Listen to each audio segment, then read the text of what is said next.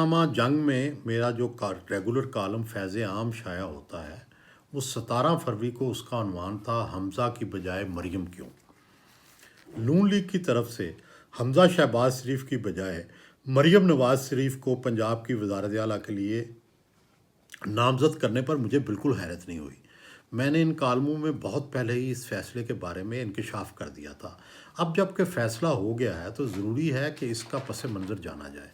2013 के इलेक्शन से पहले मैंने और हामिद मीर ने जाती उमरा में नवाज़ शरीफ का जियो टीवी के लिए एक खसूसी इंटरव्यू किया था। इस इंटरव्यू में और बातों के अलावा ये सवाल भी था कि आपका सियासी जानशीन कौन होगा। उस वक़्त नवाज़ शरीफ ने बिला तामुल जवाब दिया था हमज़ा शहबाज शरीफ।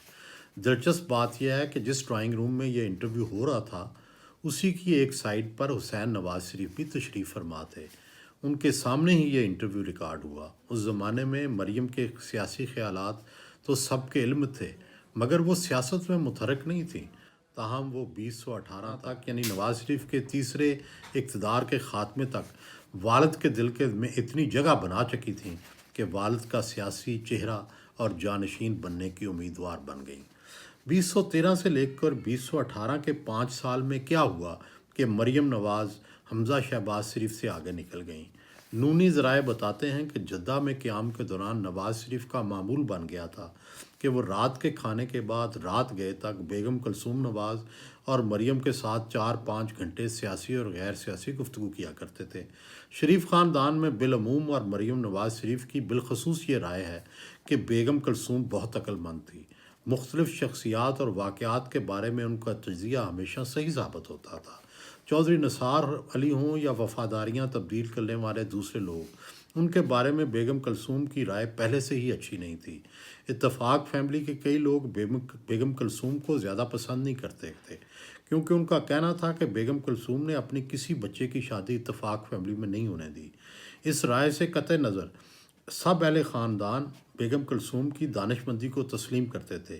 यही वो दानिशमंदी थी जिसकी वजह से शरीफ ख़ानदान के सरबराह मियाँ शरीफ ने बेगम कुलसूम को सियासी मैदान में उतारा और वो मियाँ शरीफ की तवक्को के ऐन मुताबिक नवाज़ शरीफ समेत सारे ख़ानदान को जेलों से निकाल कर जद्दा ले जाने में कामयाब हो गई। इत्तफ़ाक़ फैमिली के लोग ये भी कहते हैं कि ज़िंदगी के आखिरी बरसों में बेगम कुलसूम का अपने बाबूजी यानी मियाँ नवाज़ शरीफ पर असर बहुत बढ़ गया था। पनामा मुकदमे के ज़माने में नवाज़ शरीफ के ज़्यादातर मशवरे बेगम कुलसूम और मरियम नवाज़ से होते थे। यही वो वक्त था जब हमज़ा से दूरी और मरियम से सियासी कुर्बत शुरू हुई। मुक़्तदरा से लड़ाई शुरू हुई तो मरियम नवाज़ वालिद के साथ डटकर खड़ी हो गईं, जबकि हमज़ा का नुक्ता नज़र अपने वालिद शहबाज शरीफ के ज़्यादा करीब था और वो ये था कि मुक़्तदरा से लड़ाई से हमें नुकसान होगा। उस ज़माने में नवाज़ शरीफ और शहबाज की राय में इख्तलाफ था। नवाज़ ख़ानदान को ये भी एहसास था कि पनामा मुकदमे का उन्होंने यका व तनहा मुकाबला किया। शहबाज और शरीफ और हमज़ा को जितना मुतहरक होकर नवाज़ के ख़िलाफ़ हमलों का जवाब देना चाहिए था, वो उन्होंने नहीं दिया। शहबाज शरीफ ने अपनी कामल वफ़ादारी और भाई के लिए मुसलसल जद्दोजहद से उस खिला को पूरा कर लिया जो दोनों के दरमियान पैदा हुआ था। हमज़ा ऐसा ना कर सके, इसीलिए नवाज़ शरीफ की तरजीह मरियम बन गई। हमज़ा शहबाज शरीफ के अंदाज़ो अतवार अपने ताया नवाज़ शरीफ से बहुत मिलते जुलते हैं। दोनों रोमानवियत पसंद हैं, दोनों की मौसीकी में गहरी दिलचस्पी है, दोनों ख़ुद गाने का शगफ़ भी रखते हैं। शहबाज शरीफ भी ख़ानदानी महफ़िल में गाने सुनाते हैं। हमज़ा शहबाज में भी नवाज़ शरीफ की तरह सियासी सूझबूझ है। नवाज़ शरीफ के बाद लाहौर और पंजाब की नूनी सियासत को हमज़ा ने ही संभाला हुआ था। नवाज़ शरीफ तो कई साल से बहुत कम लोगों से मिलते हैं। ये हमज़ा ही था जो लाहौर और पंजाब की सियासत को देखता था। हर ज़िमनी इंतखाब का इंचार्ज भी हमज़ा होता था। 2018 के लाहौर के टिकट भी हमज़ा की मर्ज़ी के मुताबिक बांटे गए। इस बार अक्सर टिकट बांटने में हमज़ा की मर्ज़ी नहीं ली गई और हमज़ा के करीबी हलके के माजिद ज़हूर, इमरान गुराया, तौसीफ़ शाह और कबीर ताज में से किसी को टिकट नहीं मिला। हमज़ा वज़ीर आला बना तो चंद दिन ही हुकूमत चली, उसको भी ऊपर से हदायत ज़्यादा मिलती थी और उसको ख़ुद आज़ादी से काम करने का मौका कम ही मिलता था। यही वजह है कि बतौर वज़ीर आला हमज़ा कोई बहुत गहरा तासुर ना छोड़ सका और तुर्रा ये हुआ कि इस ज़माने में नून लीग के 15 उम्मीदवार ज़िमनी इंतखाबात में हार गए। وجوہات کچھ بھی ہوں، لیکن اس شکست نے حمزہ کے کیریئر پر اثر ڈالا۔ دوسری طرف مریم نواز شریف عملیت پسند اور امبیشس ہیں، والد سے سیکھتی ہیں اور ہر چھوٹی بڑی بات پر والد سے مشورہ کرتی ہیں۔ ہر روز 4-5 گھنٹے والد کے ساتھ گزارتی ہیں۔ اپنے والد کے کھانے کا مینیو بھی وہی بناتی ہیں۔ اپنی والدہ کی طرح انہیں بھی علم ہے کہ میاں نواز شریف سے کس طرح بات کرنی ہے، ان سے بات کیسے منوانی ہے۔ وہ ان کے برابر والی کرسی پر بھی بیٹھیں تو والد سے آنکھوں ہی آنکھوں میں پہلے اجازت طلب کرتی ہیں۔ مریم نواز صاحبہ نے کئی ماہ پہلے ایک ملاقات میں اپنے وزیر اعلیٰ بننے کی خواہش کا اظہار کیا تھا۔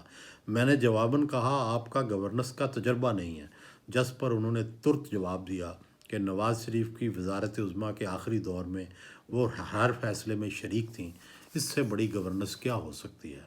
وزارت اعلیٰ پنجاب کے مریم نواز کے لیے پھولوں کی سیج نہیں، کانٹوں کا ہار ہوگی۔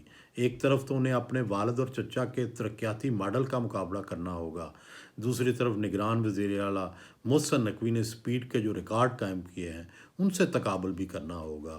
ان کا تیسرا چیلنج پنجاب کی مڈل اور اربن کلاس کو، جو روایتی طور پر نون کی ووٹر تھی لیکن اب پی ٹی آئی کی حامی ہو چکی ہے، واپس نون کی طرف لانا ہوگا۔ نواز شریف نے سوچ سمجھ کر مریم کو وزیر اعلیٰ بنانے کا فیصلہ کیا ہے۔ انہیں علم ہے کہ ان کی پارٹی کی مضبوط بنیاد پنجاب میں ہے۔ وہ مریم کے پیچھے بیٹھ کر پنجاب کو دوبارہ سیاسی طور پر فتح کرنا چاہتے ہیں۔ مریم نواز پہلی خاتون ہے جو پنجاب کی وزیر اعلیٰ بنی ہیں۔ شریف خاندان کنزرویٹو روایات کا حامل ہے۔ اب بھی مغرب کے بعد گھر سے باہر رہنے کو اچھا نہیں سمجھا جاتا۔ اگر کوئی شام کے بعد گھر سے باہر ہو تو نواز شریف خود بار بار فون کر کے اسے کہتے ہیں جلدی گھر آؤ۔ ایسے ماحول میں پلی بڑی مریم کو مردوں کے معاشرے میں کام کرنے میں کئی دشواریوں کا سامنا ہوگا۔ وہ بڑی ذہین اور جلد سیکھنے والی ہیں، لیکن پھر بھی انہیں کامیابیاں حاصل کرنے کے لیے مسلسل جدوجہد کرنی ہوگی۔ ان کے چچا صبح 6 بجے کام شروع کر دیتے تھے، کیا مریم صبح 8 بجے چیف منسٹر آفس پہنچا کریں گی؟ وزارت اعلیٰ اعزاز تو ہے، مگر اتنا ہی سخت امتحان بھی۔ مریم اس امتحان سے گزر کر ہی قومی لیڈر بن سکتی ہیں۔